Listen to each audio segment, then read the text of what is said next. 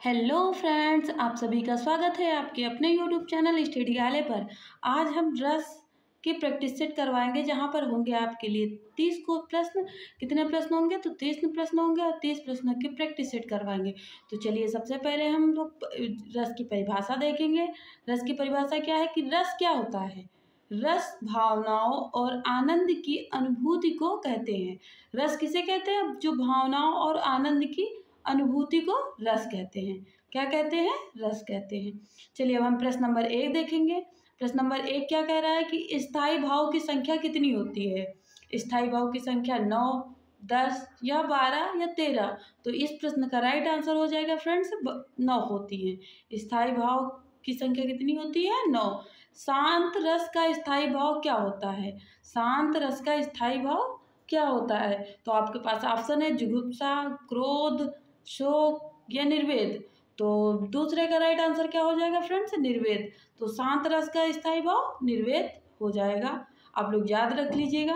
हम यहाँ पर 30 प्रश्न की प्रैक्टिस सेट करवाएंगे, जो कि एग्जाम में महत्वपूर्ण है। चलिए, हम देखेंगे प्रश्न नंबर 3। श्रृंगार रस का स्थायी भाव क्या होता है? तो उत्साह, शोक, हास, रति। तो तीसरे का राइट आंसर हो जाएगा फ्रेंड्स रति। श्रृंगार रस का स्थायी भाव क्या होता है? रस रति होता है। और श्रृंगार भाग जो रस होता है वो कितने भागों में बटा होता है? तो 2 भागों में। कितने भागों में? 2। एक कौन सा हो पहला कौन सा होता है? तो एक होता है संयोग। एक संयोग जो श्रृंगार रस है वो उसके 2 भाग होते हैं, एक संयोग और दूसरा वियोग। दूसरा क्या होता है? वियोग फ्रेंड्स होता है, याद रखिएगा। चलिए, अब प्रश्न नंबर 4 देखेंगे कि विस्मय स्थायी भाव किस रस में होता है? विस्मय स्थायी भाव किस रस में होता है? तो आपके पास है हास, शांत, अद्भुत या विभत्स।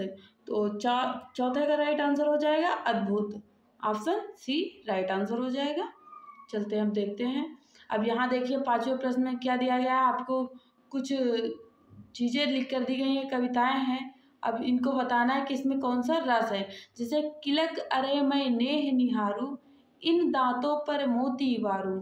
तो इस पंक्ति में कैसा भाव लग रहा है? इसको पढ़ने से लग रहा है कि कोई जैसे छोटे बच्चों के दांतों के बारे में कह रहा है कि वो कितने अच्छे, उनकी खूबसूरती के बारे में कह रहा है। छोटे बच्चों के जो दांत होते हैं ना, उनके बारे में। जब किलक यानी जब वो हंसते हैं तो उनके दांत देखो कैसे लगते हैं? मोती जैसे लगते हैं। तो अब आप लोग बताइएगा कि इन पंक्तियों में कौन सा रस है। तो आपके पास ऑप्शन है वीर रस, शांत रस, वात्सल रस, हास रस। तो आप लोग जानते ही हैं कि जहाँ पर बच्चों की बात आ जाए, जहाँ पे बच्चों के साथ प्रेम की बात आ जाए, तो वहाँ जो है कौन सा रस हो जाएगा? तो वहाँ वात्सल रस हो जाएगा। जहाँ प्रेमी प्रेमिका, जहाँ पर प्रेमी और प्रेमिका प्रेमिका का भाव हो तो श्रृंगार रस होगा। तो वहाँ कौन सा रस हो जाएगा फ्रेंड्स? श्रृंगार रस। कौन सा रस? श्रृंगार रस हो जाएगा। और जहाँ बच्चों के साथ प्रेम हो, जहाँ जैसे माता और बच्चों के साथ प्रेम नहीं होता, पुत्र और पिता के साथ प्रेम, तो वहाँ कैसा हो जाएगा? वहाँ वात्सल हो जाएगा। देखिए, मैंने कलर कर दिया है जिससे आपको कोई दिक्कत ना हो पढ़ने में। और इसको जितना कलर है इसको पढ़ के बताइए कि कौन सा इसमें रस है।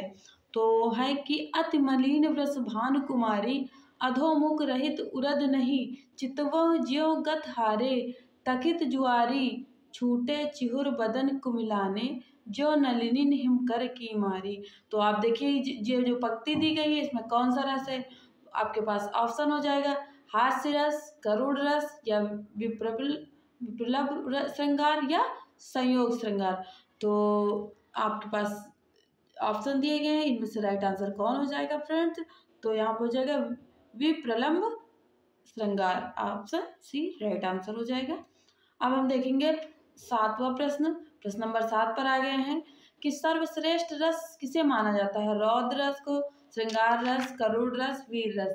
तो राइट आंसर इसका हो जाएगा फ्रेंड्स श्रृंगार रस। श्रृंगार रस को हम सभी रसों के राजा के रूप में जानते हैं, सर्वश्रेष्ठ रस के रूप में। कवि बिहारी मुख्यतः किस रस के कवि हैं? तो करुण रस, भक्ति रस, श्रृंगार रस या वीर रस। तो 8वें का राइट आंसर हो जाएगा श्रृंगार रस। कवि बिहारी किस मुख्यतः रस के हैं? तो वो श्रृंगार रस के हैं।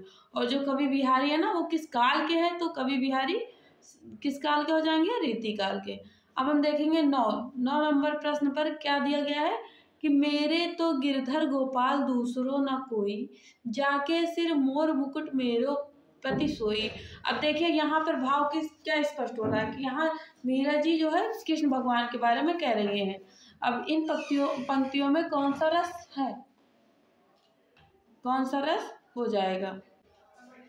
तो फ्रेंड इसमें ऑप्शन है आपके पास श्रृंगार रस, शांत रस, श्रृंगार रस, करुण रस और हास्य रस। तो 9 का राइट आंसर हो जाएगा फ्रेंड श्रृंगार रस। कौन सा हो जाएगा? श्रृंगार रस। यहाँ पर मीराबाई ने कृष्ण भगवान को अपना पति समझा है। चलिए हम देखेंगे, समझा नहीं मतलब माना है। अब हम देखेंगे प्रश्न नंबर 10। शोभित कर नवनीत लिए, घुटरन चलत रेणु तन मंडित मुख दधि लेप किए। इन पंक्तियों में कौन सा रस है? तो ऑप्शन है आपके पास श्रृंगार, हास्य, करुण, वात्सल। अब देखिए यहाँ घुटुरन चल रहा है ना, यानी जब छोटे बच्चे होते हैं ना तो जब चलते हैं घुटनों के बल तो छोटे बच्चों की बात आ गई है ना। और क्या कहते हैं, दधि लेप किए, यानी दही को मुख मंडित पर मतलब अपने मुंह पर दही का लेप लगाए हुए हैं। तो यहाँ देखने में ये तो सब कुछ अच्छा लग रहा है, यानी जब कृष्ण भगवान के बारे में बात की जा रही है और वो जब घुटनों से चलते थे यानी कि घुटनों द्वारा, और दही को का जो लेप है वो मुंह पे लग, जब दही खाते हैं तो मुंह पे लग नहीं जाता है, तो लगाए हुए हैं। तो यहाँ कैसा श्रृंगार दिखाई पड़ रहा है? यहाँ भी बच्चों के, जब श्री कृष्ण का रूप कौन सा होगा यहाँ पे? बच्चों का। तो राइट आंसर क्या हो जाएगा? Vatsal. Option D right answer हो जाएगा। चलिए अब हम देखेंगे प्रश्न नंबर 11 देखेंगे कि रसोत्पत्ति में आश्रय की चेष्टाएं क्या कही जाती हैं? तो विभाव, आलंबन, अनुभाव, उद्दीपन। तो 11वें का राइट आंसर अनुभव। क्या हो जाएगा? अनुभव हो जाएगा। क्या हो जाएगा फ्रेंड्स? अनुभव हो जाएगा। अब देखिए ट ठ ड ढ वर्णों का प्रयोग संबंध काव्य से किस गुण से है? तो यहाँ मधुर्य, ओज, प्रसाद, इनमें से कोई नहीं। तो राइट आंसर ओज हो जाएगा। किससे किया जाता है? तो ओज से। अब हम देखेंगे प्रश्न नंबर 13 कि माधुर्य गुण का किस रस में प्रयोग होता है? शांत, श्रृंगार, भयानक या रौद्र। तो 13 का राइट आंसर हो जाएगा फ्रेंड्स, 13 का राइट आंसर हो जाएगा श्रृंगार। क्या हो जाएगा? श्रृंगार। ऑप्शन बी राइट हो जाएगा। अब हम देखेंगे प्रश्न नंबर 14 कि प्रिय पति व मेरा प्यार प्यारा कहाँ है, यानी प्रिय पति व मेरा प्राण प्यारा कहाँ है, दुख जल निधि डूबी का सहारा कहाँ है। इन पंक्तियों में कौन सा स्थायी भाव है? तो विस्मय, रति, शोक, क्रोध। तो 14 का राइट आंसर क्या हो जाएगा? शोक। क्या हो जाएगा? शोक हो जाएगा। चलिए हम देखेंगे प्रश्न नंबर 15 देखेंगे कि रस कितने प्रकार के होते हैं। अभी मैंने स्थायी भाव की संख्या बताई थी, अब जितने स्थायी भाव उतने रस, जितने रस उसके उतने ही स्थायी भाव। तो यहाँ पे आपके पास ऑप्शन है 3, 7, 8, 9। तो राइट आंसर 15 का क्या हो जाएगा? 9। क्या हो जाएगा? 9 हो जाएगा राइट आंसर। चलिए हम देखेंगे प्रश्न नंबर 16 कि ऊधो मोहि ब्रज बिसरत नाही, हंस सुता की सुंदर कगरी और दुर्मन की छाही। इन पंक्तियों में कौन सा रस है? तो श्रृंगार रस, हास्य रस, वीर रस या करुण रस। तो 16 का राइट आंसर हो जाएगा फ्रेंड श्रृंगार रस। अब यहाँ भी जब ऊधो आते हैं कृष्ण भगवान को ले जाने के लिए, तब गोपियां जो है उनसे क्या कहती? ऊधो मैं ब्रज बिसरत नाही, मतलब जब श्री कृष्ण भगवान चले जाएंगे तो ब्रज मुझे भी अच्छा नहीं लगेगा। चलिए हम प्रश्न नंबर 17 देखेंगे कि हिंदी साहित्य का 9वां रस कौन सा है? भक्ति, वात्सल्य, शांत, करुण। तो 17 का राइट आंसर हो जाएगा शांत। क्या हो जाएगा फ्रेंड्स? शांत हो जाएगा। अब हम देखेंगे प्रश्न नंबर 18 कि उस काल मारे क्रोध के तन कांपने उसका लगा, मानो हवा के जोर से सोता हुआ सागर जगा। अब ये जो आपके पास पंक्ति दी गई है इसमें रस बताना है, यानी प्रस्तुत पंक्ति में कौन सा रस है। तो ऑप्शन है आपके पास वीर रस, रौद्र रस, अद्भुत रस या करुण रस।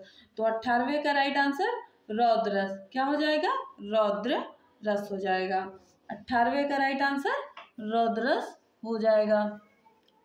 चलिए हम प्रश्न नंबर देखेंगे कि वाक्यम रसात्मक काव्यम किसका कथन है? ये कथन किसका है? तो विश्वनाथ का, राजशेखर का, श्रीहर्ष का, भास का। तो 19वें का राइट आंसर क्या हो जाएगा? विश्वनाथ का। क्या हो जाएगा फ्रेंड्स? विश्वनाथ का। अब हम देखेंगे 9 रस में शामिल रस नहीं है। तो 9 रस में शामिल रस नहीं है तो इसका राइट आंसर क्या हो जाएगा?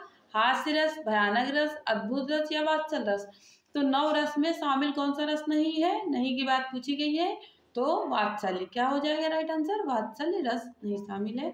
वीर रस का स्थायी भाव है, तो वीर रस का स्थायी भाव रति, उत्साह, हास्य, क्रोध। तो इस प्रश्न का राइट आंसर हो जाएगा उत्साह। क्या हो जाएगा, उत्साह। चलिए हम प्रश्न नंबर 22 देखेंगे कि किस राज्य को रस राज्य कहा जाता है। जैसा कि मैंने अभी ऊपर बताया था, आपको याद होगा तो कमेंट जरूर करिएगा, तब तक तो हम बता ही रहे हैं।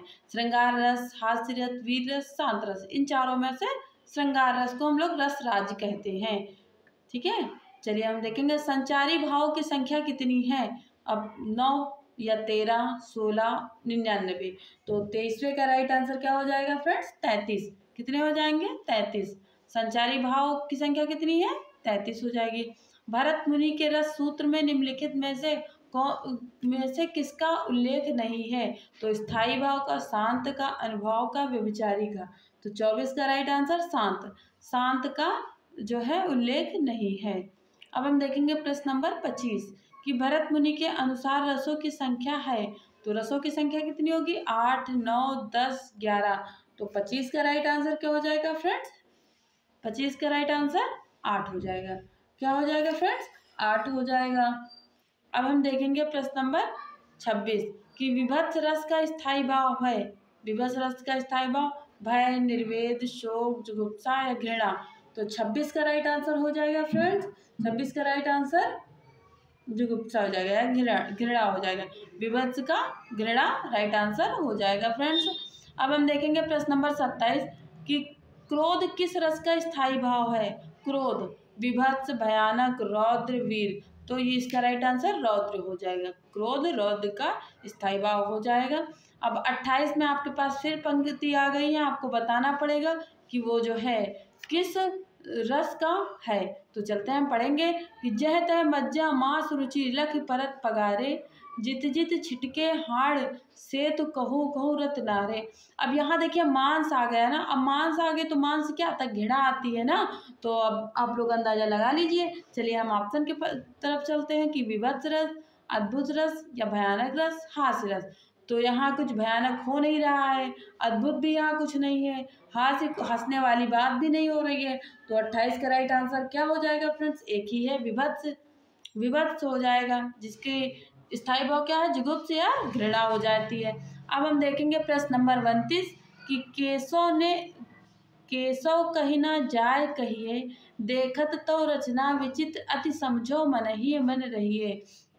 इस काव्य पंक्ति में है, मतलब इस काव्य पंक्ति में कौन सा रस है। तो ऑप्शन है आपके पास रौद्र, शांत या भयानक, अद्भुत। तो 29 का राइट आंसर हो जाएगा फ्रेंड्स अद्भुत। क्या हो जाएगा, अद्भुत। क्या हो जाएगा, अब अद्भुत। अब विचित्र है ना, तो विचित्र से आप लोग निकाल सकते हैं, यहाँ अद्भुत रस हो जाएगा।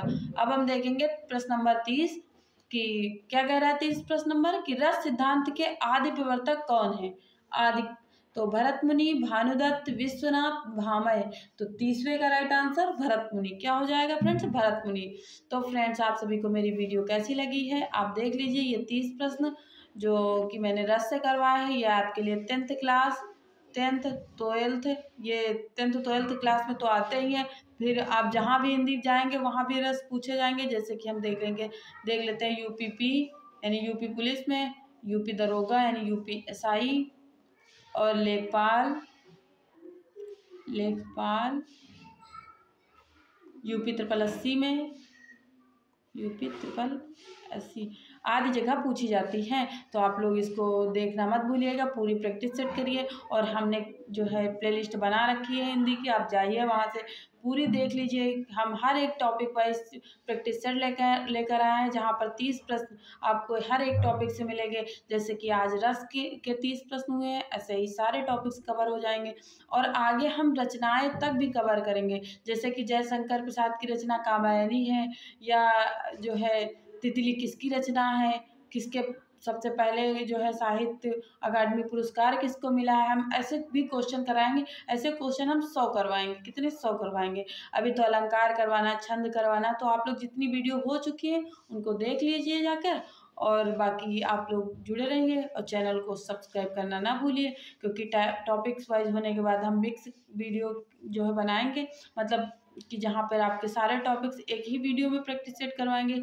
अभी तो टॉपिक वाइज करवा रहे हैं। तो फ्रेंड्स, वीडियो को लाइक करिएगा, चैनल को सब्सक्राइब करना ना भूलिए, जैसे कि वीडियो बनाऊँ तो नोटिफिकेशन आ जाए, और अपने फ्रेंड में शेयर भी करिए। और मुझे कमेंट करके बताइए कि आपको कैसा लगा है, और जो भी क्वेश्चन पूछे जाए उसके आंसर ज़रूर दीजिए, और लाइक ज़रूर कर दीजिएगा। Thanks for watching. Thank you.